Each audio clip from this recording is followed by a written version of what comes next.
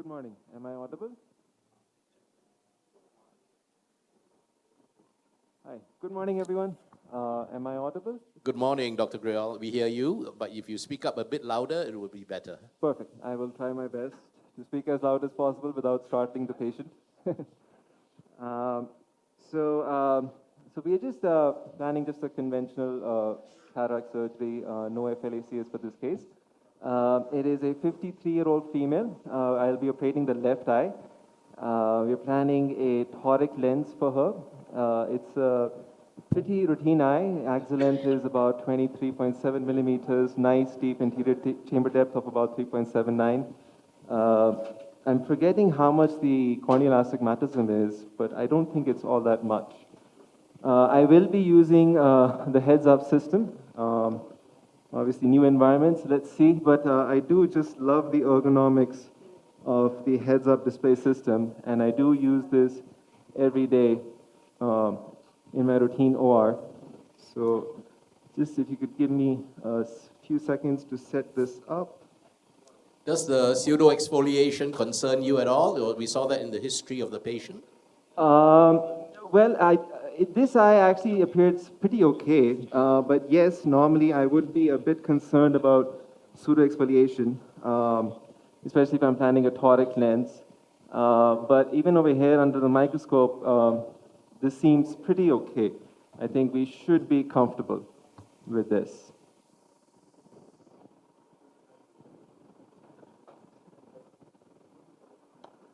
Light, Noddy? Light. Bit jumpy. Try and do the, so I'll be using the digital marking system, the Callisto by Zeiss. So we have just done the registry, so it's important to make sure the patient's head position is correct, the eye is well centered. That makes the registration process much faster and more efficient. Just getting everything focused, and I think we should be able to start. So I do prefer to make the left-hand side port first, the one with my non-dominant hand. I just find that that's always easier with patients with shallow AC when it comes around to making the second incision. Again, we are operating under topical anesthesia, so I would like to use some Xylocart just to make sure the patient is comfortable. Since we have good glow, we don't need any dye. Light, Naughty? Can I get the thinner cannula? Heat-on cannula?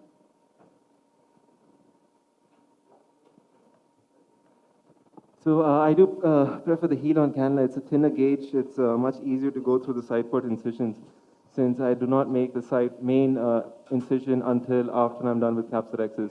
So I always prefer to use a thinner gauge cannula to just go ahead and inflate the anterior chamber. I feel that I do my capsulexis through the side ports, so I find it much more comfortable because to the main incision, when I try to manipulate the instruments, I always end up flattening the anterior chamber just a little bit. Thank you. So I do use a second instrument to just stabilize the globe as I do this. Being a toric lens, we will try to aim for a good capsulexis, about 5 millimeters or so. Let's see, center it well. I do prefer to use a thinner 30 gauge needle for the capsulexis. I again just find that it's a little easier to maneuver inside the eye. Even the size, I just find it 26 gauge. Also, I think works better for many people, gives you better control, but I personally just prefer the easy maneuverability of a 30 gauge needle for this particular step. Thank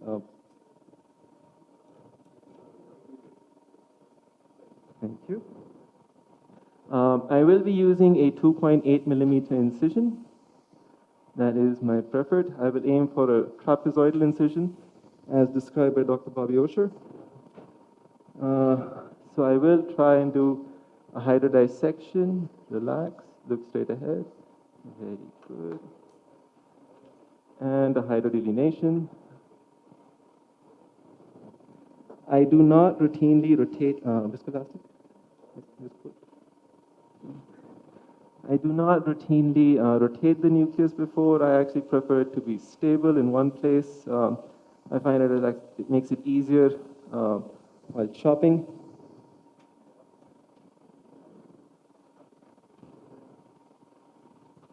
So I'm using the Signature Pro platform. This is what I use every day. It is my preferred platform. Again, we got hybrid fluidics, both Venturi and Peristaltic.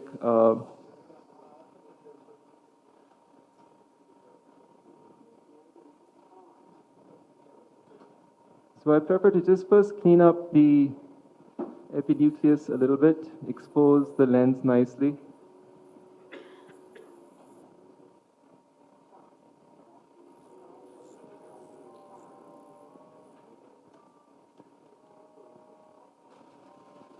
Go for a primary chop.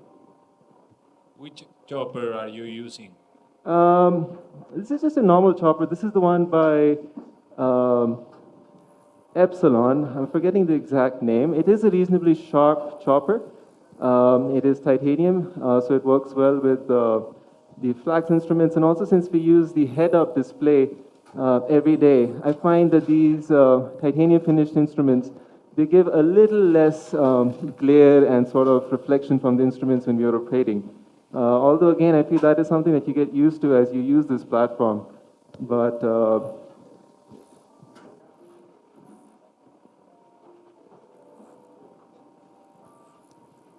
Dr. Grewal, do you feel that the sort of depth perception in these 3D systems is exaggerated? And is that potentially dangerous if it's not as deep as you see?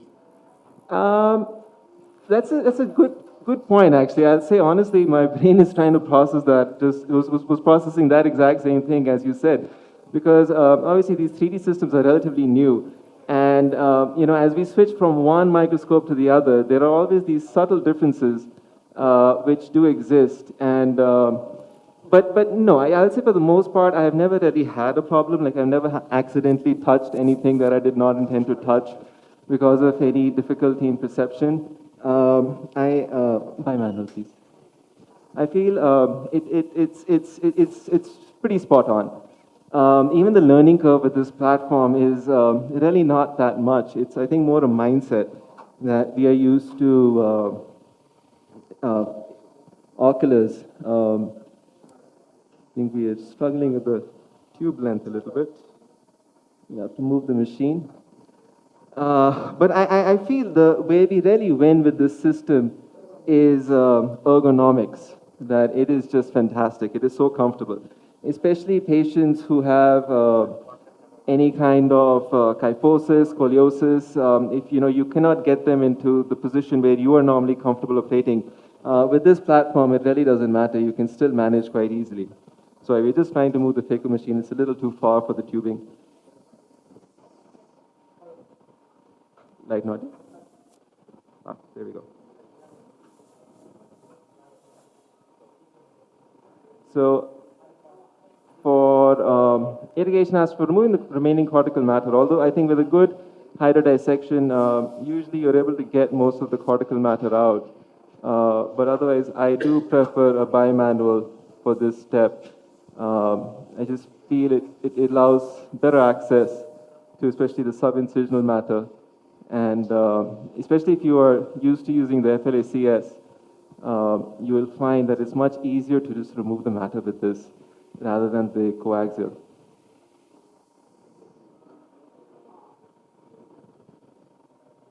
Helon lens.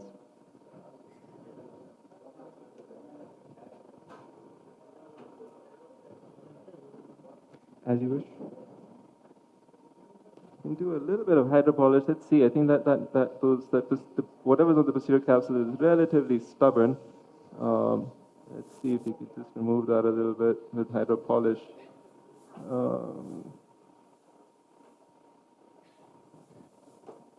Thank you. So being a toric lens, I do prefer sodium hyaluronate, especially at the time of implanting the lens. It's just much easier to remove. Fewer chances of lens rotation.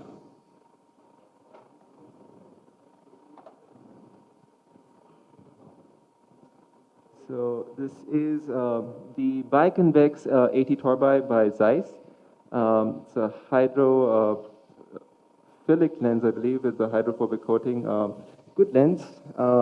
What I really like about this lens is that it is available in some very unique powers.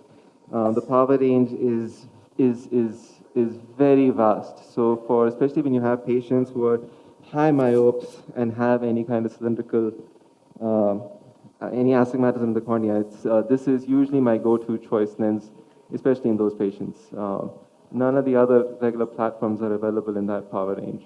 It has plate haptics, which again give you two distinct advantages. Callisto, please. One will be that you can rotate this in either direction, and second being that the plate haptics do provide an advantage when it comes to rotational stability. So very easy and good large markers, making the whole process of alignment much easier. Very nice surgery, Sartaj. Are you going to use any intracameral antibiotics? On a regular basis, I do. Even in these toric patients, I prefer that it just helps keep the chamber a little more stable the first day. I do personally prefer to use them.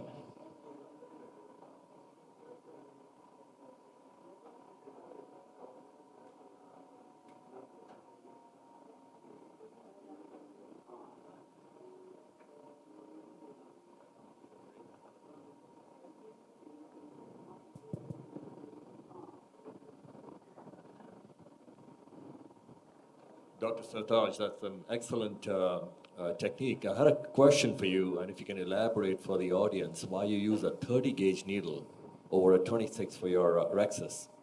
The reason why I prefer the 30 gauge needle is it's just easier for me to maneuver through because I use the side ports for making my capsulorhexis, not the main incision. So I need something that's a bit flexible, that is easier, and I just find that the 30 gauge is a lot easier to maneuver through the main incision. Phylography? Philo? So that's the main reason why I prefer the 30 gauge. If I was to go through the main wound, I would probably prefer the stability that the 26 gauge provides. But honestly, even 30 gauge, especially softer cataracts, you just end up putting less pressure. Otherwise, sometimes with the 26 gauge, there's more pressure that's transferred onto the capsule. So the 30 gauge just sort of factors that also a little bit. It's a little more elastic, a little more tolerant to. Thank you. Dr. Grewal, can I ask you one other question? I see your Zeiss Callisto digital marking system very nicely. What do you do if you cannot register on the table? You put the patient down, you hit registration, and it doesn't register. What's your fallback in those cases? That's a good question. Honestly, I think it's very difficult to really go back and do any kind of marking at that point. Usually what I'll do is I'll just see what is the axis. If it's a relatively obvious axis, I might just try and rotate it manually, see the patient the next day, and then if it's really off axis, take them back to the OR. But usually if it's happened before you start surgery, then probably best to stop, go ahead, do a manual marking. But let's say if you ended up with conjunctival chemosis as you were proceeding with the surgery, then at that time, there's really not much that you can do. It's best to just place the lens as close as you feel it is on axis. Especially if it's 180/90, you can usually have a good rough estimate. Then see it post-operatively, and probably best to take the patient back if it needs any redialing at that time. That can be a bit tricky, though. So what I do if I've got somebody that doesn't register is I actually do look at the image on the IOL master printout. And you can actually sometimes see the blood vessels on the pictures there. So I take a mental note of the blood vessels, so I at least have a rough guide where the blood vessels are and where I should go rather than just a blind guess. And the other thing, if I'm implanting anything higher than a T5, 6, 7, 8, I always do a manual marking because I can't afford not to get that accurate. Completely agree. I think that's a very good teaching point. But I'll also say that as we have these newer generation of Callistos, especially with the Artavo 800, I really haven't, there are times when there's a reasonable amount of conjunctival chemosis and still the system manages to pick it up. So I do feel that the new generation systems are better in that aspect. But yes, definitely having a backup of manual marking would be a very prudent idea. And it'd be interesting to look into that, if you just look at the vessels. I'll keep that tip in mind next time, Dr. Ron. Thank you for that. Very nice surgery. Thank you. Thank you.